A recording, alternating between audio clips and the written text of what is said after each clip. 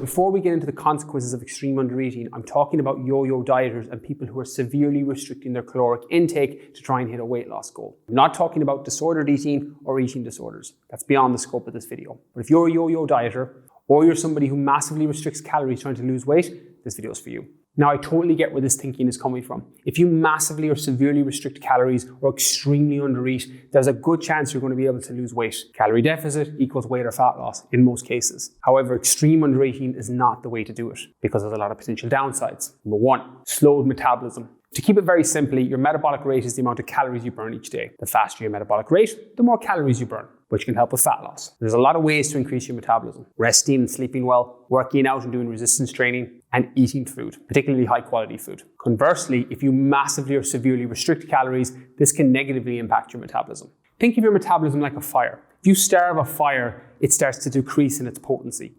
Your metabolism is very similar. But now flip that and keep the analogy. If you keep throwing paper or timber on a fire, it burns brighter and burns stronger. That's what your metabolism is like. By eating regularly and fueling your body, you can potentially keep your metabolic rate higher. But severely restricting calories does the complete opposite, and it will slow your metabolic rate. So although you might lose weight or body fat in the short term, over the long term, you're going to really struggle because your metabolism is slowed down. This happens all the time with yo-yo and extreme dieters, where they keep dropping calories and they can't lose any more weight or reduce any more body fat. In these cases, you normally have to reverse diet out to a certain point and then drop them back down.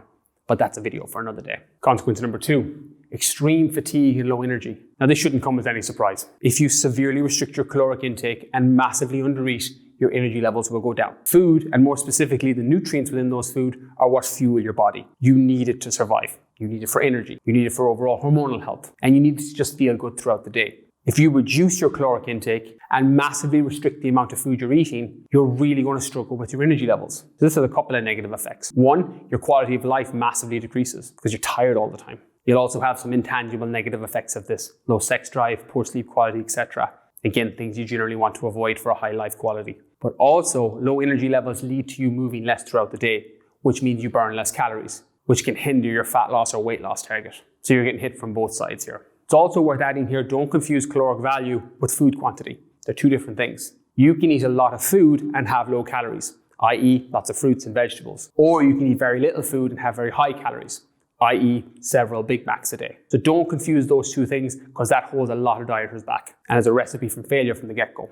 3, irritability and depression. If you've ever been on a diet where your calories have been very low, you know what I'm talking about. Your mood goes down, you feel a little bit crap, and you're very irritable. Now, when I'm talking depression, I'm talking environmental depression. You feel rubbish, your hormones are all out of balance, and you don't feel very good. It's not necessarily a clinically diagnosed depression. It's an environment based on the choices you've made by undereating, but doesn't feel any less severe in your own head. The good news is it's a lot easier to fix. You increase the amount of nutrients you're consuming in your food. So you keep good complete proteins, complex carbohydrates, healthy fats, particularly foods that you enjoy. And realize that to lose body fat, you just need to be in a caloric deficit. You don't need to do any sort of extreme undereating. General rule of thumb is what's the highest amount of calories you can consume that keeps you into a deficit. For example, if your maintenance calories is 1800 per day, you might want to eat 1600, a 200 calorie deficit every day, and see if that helps you lose body fat. In most cases, it will. And you're not going to starve yourself either. And you'll be able to move more throughout the day. You'll keep hormones balanced. You'll feel quite good. You'll be able to fuel your workouts, and you'll still lose body fat. And you'll do it over the short term and the long term. And you won't feel as irritable when you do it. Number 4, lack of quality sleep. I've got 2 words for you: dieter, insomnia. A very real thing. Anyone who's ever severely restricted their calories or extremely undereaten for a long period of time will know exactly how this feels. You'll get to bed and you'll feel absolutely exhausted because you haven't eaten a lot throughout the day, but you can't fall asleep. Tired but wired. And this happens for a whole host of reasons. Everything from increased levels of cortisol and stress hormone, which are keeping you awake, to just generally feeling like you're so hungry you can't fall asleep. All the way up to your body thinking that it's dying and it's eating itself. It's a bit of a Pandora's box of answers when it comes to why your sleep quality gets restricted when you severely undereat. But to be honest, it doesn't really matter. The way you fix it's quite straightforward. Increase your caloric intake, increase the nutrients in your food, and increase the amount of food you're eating. As I said, you just need to be in a caloric deficit. You don't need to extremely undereat, but you have to be consistent with that caloric deficit. No binge restrict cycles, where you do long periods of undereating followed by a massive period of overeating, which normally keeps your calories higher at the end of the week or the end of the month, which leads to fat gain or fat loss stalling. Again, both are problems depending on your starting point. Number 5, potential hair loss and skin problems. This is one that doesn't get talked about as much. And unfortunately, it's very common with people with eating disorders and disordered eating. But it happens with yo-yo dieters and extreme dieters as well. Think about it logically. Your body needs vitamins and minerals. Your body needs nutrients. If you remove those from your plan, you don't have the building blocks of what you need in order to keep healthy hair, healthy skin, healthy nails, etc. It's kind of like removing your tire and engine from a car and expecting it to work. You can't remove nutrients from your diet and expect your body to function optimally. It just doesn't happen. From my experience as a nutritionist and as a coach, this normally happens from people dropping their fats too low. And I get where the temptation comes from.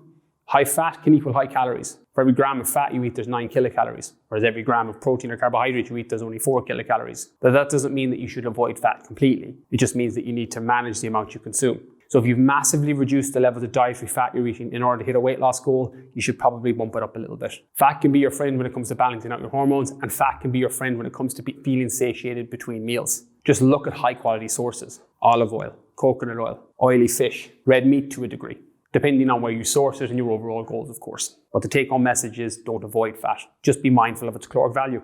And number 6, the elephant in the room, fat loss plateau.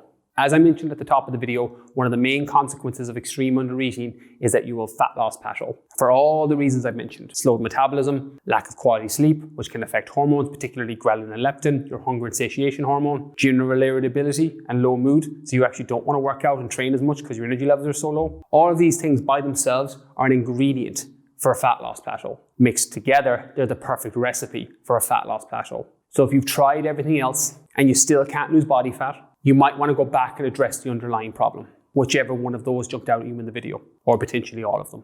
Don't overcomplicate fat loss and weight loss. You need to be in a caloric deficit so you can tap into your stored fat and use it for fuel, and you need to do that consistently. That's it. The diet you follow, the plan you're on, how you do it is largely irrelevant as long as you're consistent with it. So I would advise following a plan that you can stick to, that includes foods that you enjoy, and it's in alignment with your goals, weight loss or fat loss. Once you do that, you've got the perfect recipe for long-term sustainable fat loss. So there you have it. There are 6 extreme consequences of undereating for yo-yo dieters or somebody with the extreme dieting mindset. Hopefully this video helped. As always, if you enjoyed, be sure to hit that like and subscribe. Our videos coming each and every week.